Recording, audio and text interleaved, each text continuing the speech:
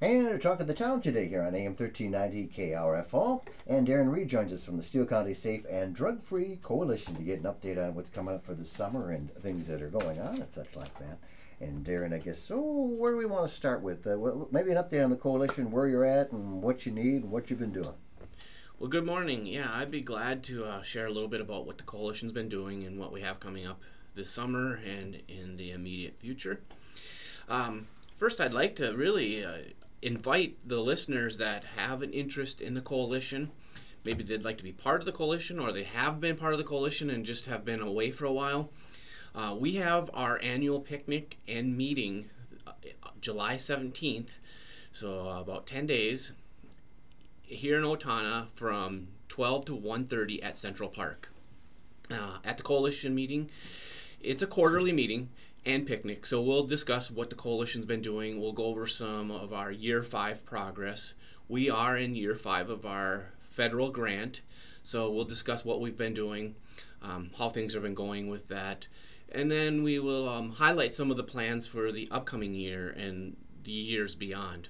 And we'll socialize, network, and eat some food. We're gonna be grilling some food, have some picnic type items, and just kind of get to know each other. Anyone who's curious can just sort of drop in and maybe have a burger and talk to you guys. Absolutely, we'd love to have people join. Our coalition membership is 70 plus right now, which is the largest it's ever been. But we're always looking for more. This coalition has been thriving because of the large invested community, people involved, people giving not only their time but their ideas, promoting the message, promoting the educational pieces either in the schools or in their church or in the community. So the larger our coalition, the better. So really the meeting is for our coalition, for those that are there, so the whole coalition stays in touch with what we're doing to make sure we're on track. Every year we operate on an action plan based on our logic model. So these full coalition meetings kind of help make sure that we are staying on track. And it also gives the coalition members opportunities to add suggestions, um, give input on things that aren't going so well, so we can get back in track on some of those things. Mm-hmm. And to be a part of the coalition, you don't necessarily have to have a great gift for something like, if you can't speak in public, so what? You could find them something to do or some way they can fit into the puzzle and help you out. Oh, absolutely. We are looking for a wide variety of people. We look for people that fit one of the 12 sectors that SAMHSA has given us to work with. And these are very wide ranging. I don't want to go over them all, but you could be a parent. You could be a school person. You could be in law enforcement. You could be in a government official. You could be a civic person. It could be media. So that could be you, Lauren. People like that.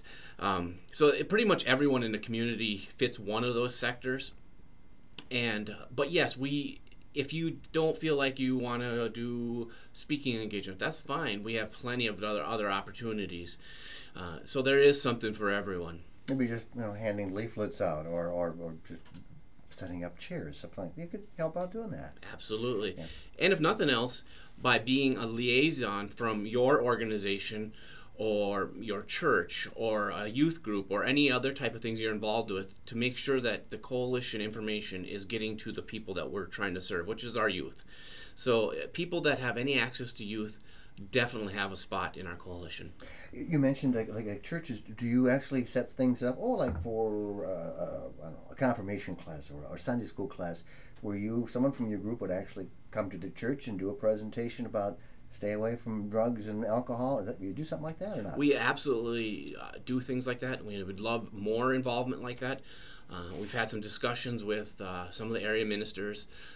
I spoke not too long ago at the Ministerial Association meeting and hope to do that again just to give them ideas and let them know that yes, we are available for that at whatever level they want. If they want a long lecture style presentation, we'd be glad to do that. If they just want us to stop in and share what types of things we do, that would be great as well. Okay, just not throw it out and mention it and stuff like that. One of the things coming out, well, the biggest thing of the year, isn't it, the Steele County Fair? It's next month. Some things, roles you guys are going to be doing. Absolutely, and that's something, again, we just talked about coalition involvement, so this is something that people in our coalition actively participate in. We have a booth at the Steele County Free Fair every year, and we have somebody man that booth from the time it opens until the time it closes. So that's a lot of hours, so we need help with that. And it's a fun thing. A lot of the coalition members that get involved with this in years past really love it because it gives them a way to give back. But on top of that, they really get to interact one-on-one with the youth.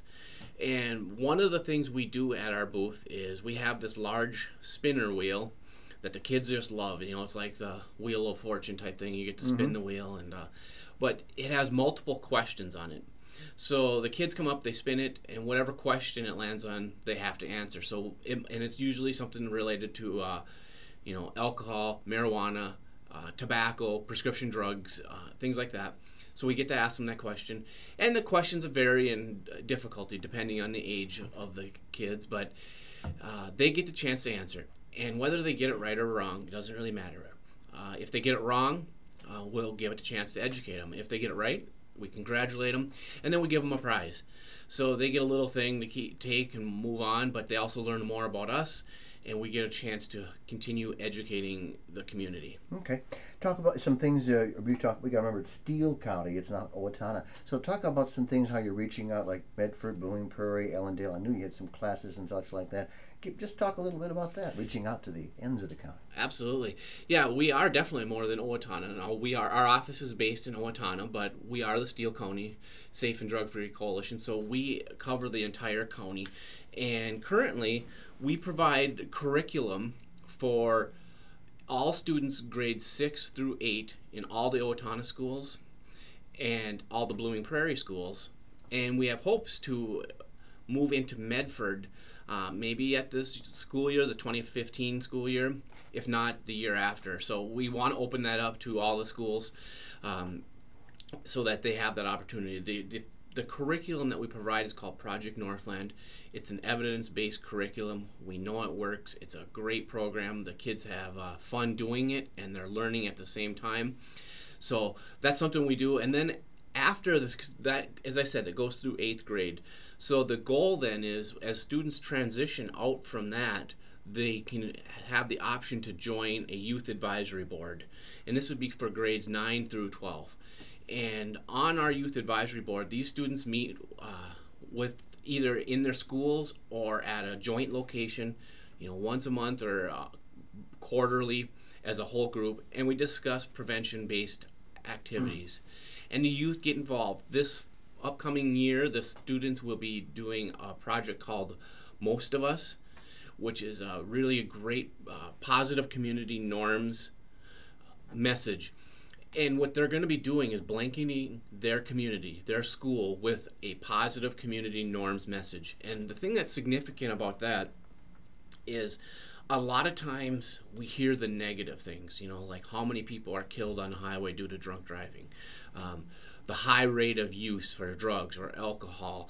And this is all part of an awareness thing, and we understand that. But what we also know is that doesn't always resonate with kids.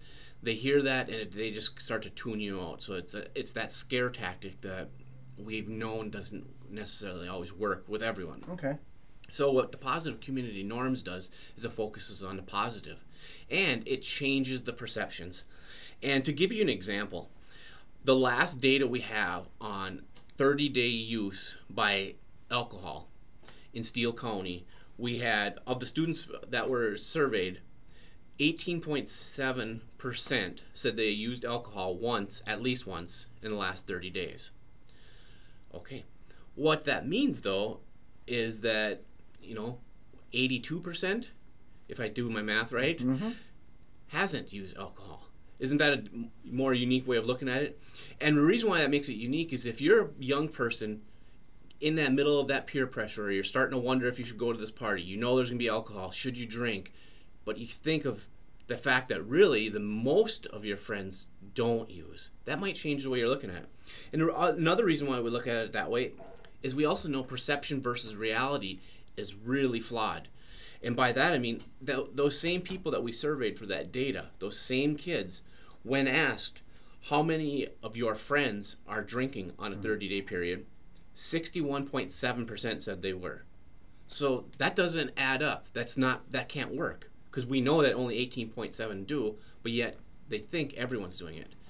So again, the Most of Us campaign will be it won't be smearing the county with negative things or negative consequence. It'll be simply promoting the positive, saying, hey, this is the reality.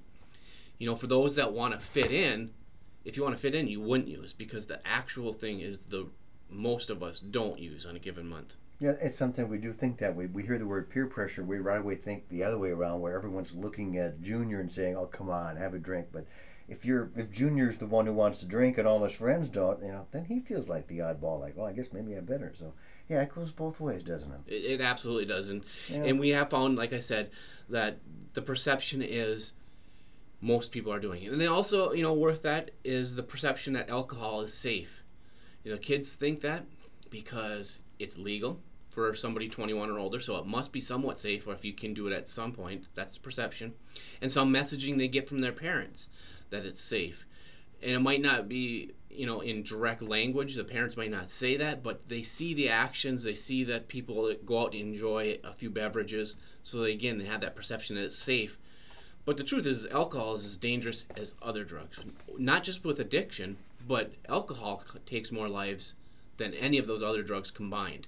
So alcohol is definitely a dangerous thing, and we want the kids to understand that it's not just alcohol. Same thing with marijuana.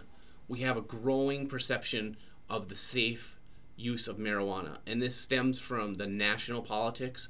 We have a few states that have legalized recreational marijuana. In Minnesota, as of July, so just a few days ago, it became legal in Minnesota as a medicinal form in the pill form. Again, that adds to that perception that it's safe. People are going to start hearing more and more about it. And we want to make sure that our youth know that marijuana is still a drug. And it still can cause addiction. It can still cause a lot of different problems. So these are some of the messages that we want to get out. And we need our coalition's help, because as a small staffed office, we couldn't do anything without the help of the coalition. But as a large coalition, we can blanket this whole community, our whole county, and get this message out. Okay. We're talking to Darren Reed, Steel County Safe and Drug Free Coalition. We'll just kind of wrap things up again, Darren. You're looking for folks to join the coalition. The next time you're going to meet, when, where, and where do folks go to find out more? Absolutely. We are going to meet for our next coalition meeting, July 17th, from 12 to 1:30 at Central Park here in Otana. If you have questions about this, you can go to our website, or you can give me a call. My direct line number is 507-676-0984. The website is kind of a long one to listen to, but if you Google it, I'm sure you'd find it. It is the Steel County Safe and Drug Free Coalition.com. Okay, and that's our talk of the town for today here on AM 13.